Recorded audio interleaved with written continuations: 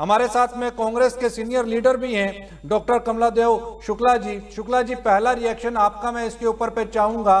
बड़ी नजदीक से आप देख रहे होंगे किसानों का मुद्दा हर बार उठता है। हर राजनीतिक पार्टी चुनाव लेने के लिए तो बड़ी बड़ी बातें करती ही हैं, और चाहे उसमें कोई भी पार्टी हो, विशेष तौर के ऊपर पे नेशनल पार्टीज इस बात को लेकर के चलती हैं कि किसान हमारे लिए अन्नदाता है, तब वो अन्नदाता हो जाता है और अन्नदाता की कटोरी से, उसकी प्लेट से ही उसका अन्न भी छीना जा रहा है। इस पर आपका पहला रिएक्शन?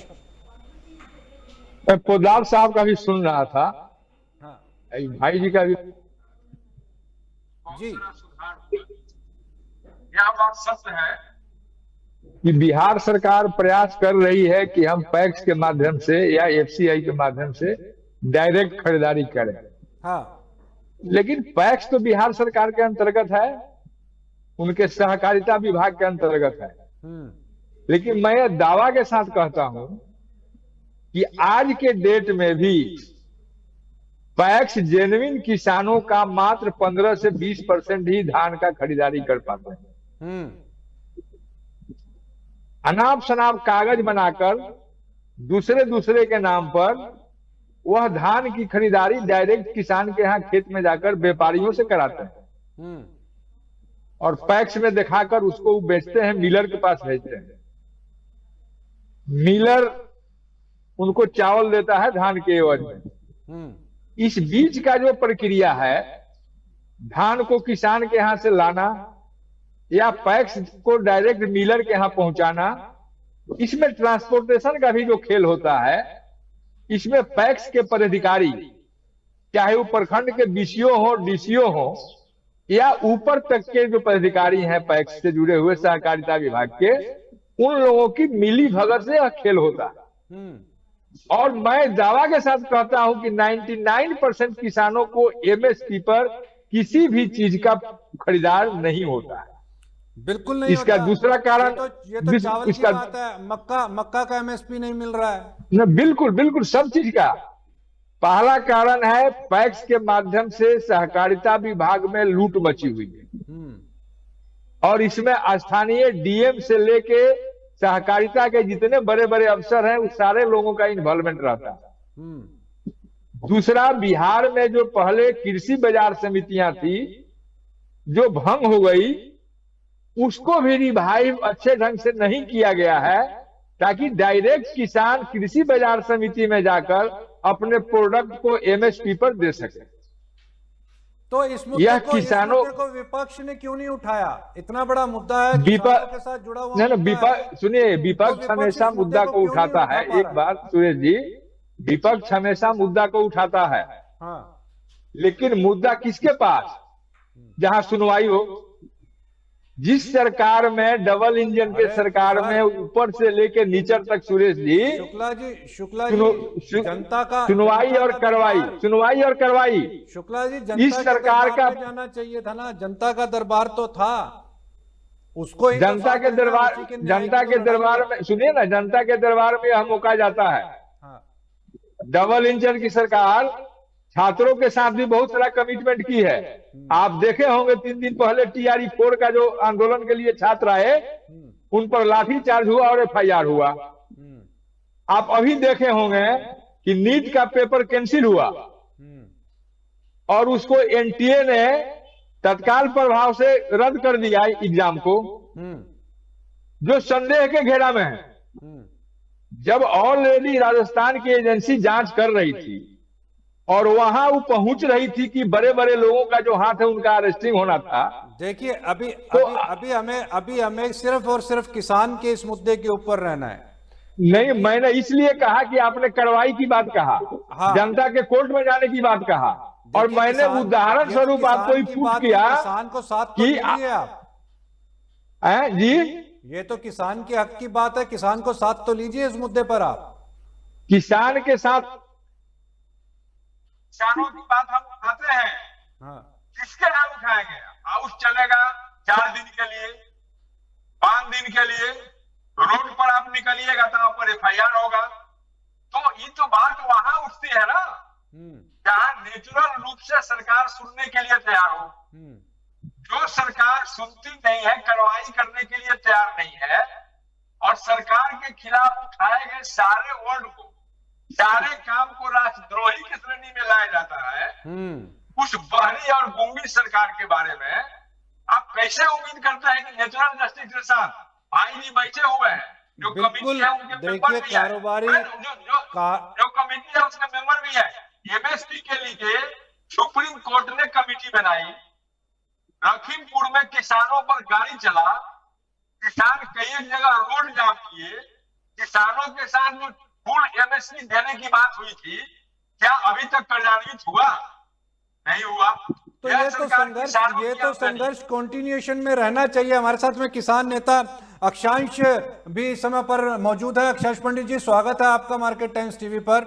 अक्षांश जी, आपने ये बात सुनी, बिहार के किसान धान उगा रहे हैं, बड़ी मेहनत से चावल अन्न पैदा कर रहे हैं, वो सस्ते में कोड़ियों के भाव पहले चला जाता है पंजाब और हरियाना, वहाँ के मिलर फिर उसे एफसीआई को बेचते हैं, एफसीआई से फिर बिहार की सरकार खरीद करती है, पीडीएस सिस्टम के द्वारा फिर वो वापस बिहार की जनता में डिस्ट्रीब्यूट होता है। अरे भाई, बिहार की सरकार सीधे सीधे तौर के ऊपर पे बिहार के किसानों से वो माल सीधे क्यों नहीं खरीद करती, चाहे वो पैक के सिस्टम से ही क्यों ना हो, वाया होकर के क्यों जाना पड़ रहा है? देखिए सुरेश जी, आपका बहुत बहुत धन्यवाद। आप बहुत अच्छे मुद्दे मार्केट टाइम न्यूज के माध्यम से किसान जनहितैषी मुद्दों को हमेशा आप उठाते चले आए हैं। चाहे भी बिहार के मखाना किसानों के बारे में भी आपने बड़ी बृहत्ता से इस मुद्दे को रखा था, और बहुत बहुत धन्यवाद करता हूं मैं मार्केट टाइम न्यूज का। सुरेश जी, मेरी आवाज आप तक पहुंच पा रही होगी शायद? बिल्कुल बिल्कुल, आपकी आवाज आ रही है। सुरेश जी, मामला क्या है, हमारे जितने भी सहयोगी पोद्दार साहब बात कर रहे थे, कांग्रेस के हमारे सहयोगी बात कर रहे थे, जितने भी मुद्दे जिसको हम लोग बहुत ढेर सारा घूम फिर करके बात कर रहे हैं, सरकार ने ये किया, विपक्ष ने वो किया, विपक्ष ये कर रही है, सरकार वो कर रही। सही बात तो ये है कि कोई भी राजनीतिक दल, और जब जब किसानों के मुद्दों की बात आती है और जिस भी मुद्दे की बात आती है, ये सुरेश जी आज आपने कम से कम इस मुद्दे को प्रसारित करने का काम किया है। बिल्कुल, मार्केट टाइम्स टीवी का प्लेटफॉर्म बना इसी पर्पज से है, किसानों की आवाज उठाई जाए।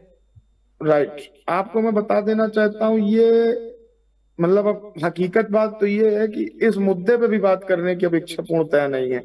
यह मुद्दा आज का मुद्दा नहीं, ये 25 साल पुराना मुद्दा है, जिस मुद्दे को लेकर के भारतीय किसान यूनियन ने कई बार विभिन्न प्रकार के कार्यक्रमों में, संगठनों में, या जब जब ऑफिसर्स भारत सरकार के मुख्य पटलों पर इस विषय को रखने की बात की गई। जब ये सांप नाग और नागनाथ वाले लोग हैं, जब किसी बात को सुनना नहीं है और जिस बात को समझना ही नहीं है, और रही बात ऐसा नहीं है कि कोई ये एक पर्टिकुलर सरकार का विषय, यह विषय जो भी दल के लोग जब सत्ता में आते हैं, ये विषय कोई बहुत नया विषय नहीं हो रहा है जिसके बारे में कोई नए तरीके से बात करने की आवश्यकता है। यह काम आज से नहीं हो रहा, ये बहुत पुराने समय से चल रहा है, और कोई बिहार में नहीं चल रहा है, उत्तर प्रदेश में भी चल रहा है, मध्य प्रदेश में भी चल रहा है, हर जगह चल रहा है। ये राष्ट्रीय स्तर पर, ये कोई बिहार या पर्टिकुलर किसी स्टेट का मुद्दा नहीं है कि हम इसके माध्यम से खरीद करें, उसके माध्यम से खरीद करें, ये होना चाहिए, वो होना चाहिए। इनमें हजारों की संख्या में डिबेट हो चुकी है इन मुद्दों पे, लेकिन इन डिबेट्स का रिजल्ट बिल्कुल 0 0 और 0। मैं आज आपको बताना चाहता हूं सुरेश जी, जो सरकार की जो भी ये प्रक्रिया है, इस प्रक्रिया के बारे में, इस पॉलिसी को बनाने वाले जो भी आईएएस अफसर है, जो देश की व्यापक खरीद के बारे पर लगातार विभिन्न सदस्यों के माध्यम से, संगठनों के माध्यम से, प्री बजट सेशन के माध्यम से हमेशा डिस्कस होता है, और हमेशा ही जितनी भी आप डिबेट पर चर्चा हो रहे हैं, जब भी अभी देश का वित्त मंत्रालय का जब बजट आने वाला होता है, उसके पूर्व में भी, और जब किसान संगठनों को कृषि मंत्रालय के द्वारा जब अपनी राय रखने के लिए किसी पर्टिकुलर खरीद के विषय पर भी कई किसान नेताओं को अपनी राय रखने के लिए जब बुलाया जाता है, इस मुद्दे को बहुत बारीकी से बताया गया है कि भैया ये चीजें आपके द्वारा जो की जा रही हैं, इससे किसानों को कितना ढेर सारा नुकसान हो रहा है, सरकार को कितना ढेर सारा नुकसान हो रहा है, व्यवस्था को कितना ढेर सारा नुकसान हो रहा है। इस व्यवस्था का अगर परिवर्तन किया जाएगा तो किसान परिवार को भी लाभ होगा, सरकार को भी लाभ होगा, व्यवस्था को भी लाभ होगा। लेकिन जब इन पूरी बात के बाद बहुत ढेर सारे टाइप की मीटिंग्स रखनी है, रोज उन पे चर्चा करनी है, लेकिन किसी को भी उस पे इम्प्लीमेंट ना करने जैसी बात करनी है, तो ये जितने आंकड़े हैं, मुद्दे हैं, इनको गिनाने से कोई बहुत ढेर सारा लाभ होने वाला नहीं है। नहीं दो लाइन में अक्षांश जी, किसानों की जो एकजुटता की ताकत है वो तो पूरा देश जान रहा है और समझ भी रहा है और देख भी चुका है। तो जो क्या अब ये मायने समझे जाएं, जिन भी राज्यों की आपने बात की, चाहे वो उत्तर प्रदेश है, बिहार है या कोई और दूसरा अन्य राज्य है, क्योंकि कृष्णवीर जी भी यहाँ पर मौजूद हैं और आप भी हैं, दोनों ही आप बड़े किसान नेता हैं, तो क्या किसानों को अब ये कहना पड़ेगा कि साडा हक इत्थे रख? बिल्कुल सुरेश जी, अब आपने मुद्दे की बात की, बिल्कुल शानदार बात आपने की। बिल्कुल यही होगा, तभी देश की व्यवस्था में परिवर्तन होगा। हाँ, चूंकि सुरेश जी, इस चीज को समझ लेने की आवश्यकता है कि जब जब भी किसानों ने अपनी बात को, चाहे वो कृषि कानूनों को लेकर के बात रही हो, उस आंदोलन को लेकर के बात रही हो, और हमने पूरे आंदोलन और हमने पूरी लगातार आज तक भी, आप चूंकि मार्केट टाइम न्यूज और मिस्टर सुरेश, आप हमेशा से किसान हितैषी बिंदुओं पे आपने काम किया, इसलिए मैं सकारात्मकता से आपसे इस बात को कहना चाहता हूँ। इस चीज को हम लोग, बात कृष्णवीर जी आपसे पूछना चाहूंगा, क्या अब वो समय आ गया है कि बिहार के किसान ये कहें कि जी साडा कहते रख, भाई सरकार खरीद करे और अच्छे प्राइसेस के ऊपर खरीद करे, जो पीडीएस के माध्यम से आप एफसीआई से माल परचेज कर रहे हैं वही पैसा हमें दिया जाए? सुरेश जी, मैंने तो कमेटी में अपना सुझाव साफ शब्दों में कहा है। पहली बात तो ये कि प्रदेश का अपना अनाज प्रदेश में खरीदा जाए, बिल्कुल। और दूसरी बात ये है कि बाजार को इन शर्तों के साथ खोला जाए कि न्यूनतम समर्थन मूल्य से कम पर कोई खरीदी ना हो, जिससे किसान का शोषण बंद हो। पहली बात तो ये है कि प्रधानमंत्री जी ने खुद भी कहा है कि इसमें पारदर्शिता हो और 86% गरीब किसानों को न्यूनतम समर्थन मूल्य का लाभ मिले। तो वो तभी मिलेगा जब न्यूनतम समर्थन मूल्य पे प्रदेश सरकारें, कृषि प्रदेश सरकार का विषय है और प्रदेश सरकारों को स्वयं ये निर्णय लेना जरूरी है कि आप न्यूनतम समर्थन मूल्य से कम पर प्रदेश में, चाहे गांव हो, चाहे शहर हो, कस्बा हो, मंडी हो, ना हो मंडी, पैक्स हो, एफपीओ हो, वो एमएसपी से कम पर कहीं कोई खरीदी नहीं की जाएगी। ये प्रदेश सरकारों को सुझाव है मेरा, और उनको सुधार करना होगा अपने कानूनों में। आप ये बताइए कि पिछली बार जब एथेनॉल के डिस्टिलरीज ने मक्का खरीदी बिहार में, तो 2400 नहीं 2500 रुपए खरीद ली, एमएसपी से ज्यादा खरीद ली।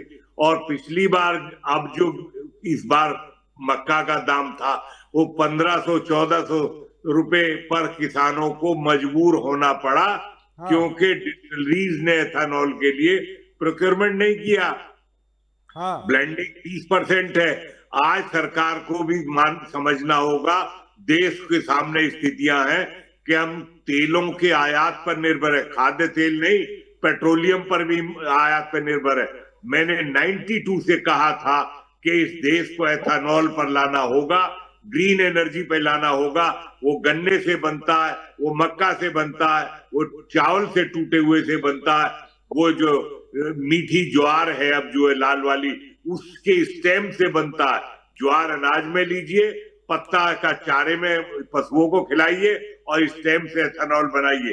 तो ये एथेनॉल की हमारी जरूरत ये है कि हमें ट्रैक्टरों को, पंपिंग सेट्स को पूरी तरीके से 100% एथेनॉल। कृष्णवीर जी, इस मुद्दे पे तभी मक्का की खपत बढ़ेगी, तभी चावल की खपत बढ़ेगी, और इसकी आवश्यकता है। जिस बायो एनर्जी की आप बात कर रहे हैं, मैं जान रहा हूं कि आप तो इसकी लड़ाई 1992 से लड़ रहे हैं, और इसके ऊपर पे मैं आऊंगा और इस पे हम एक स्पेशल प्रोग्राम भी करेंगे।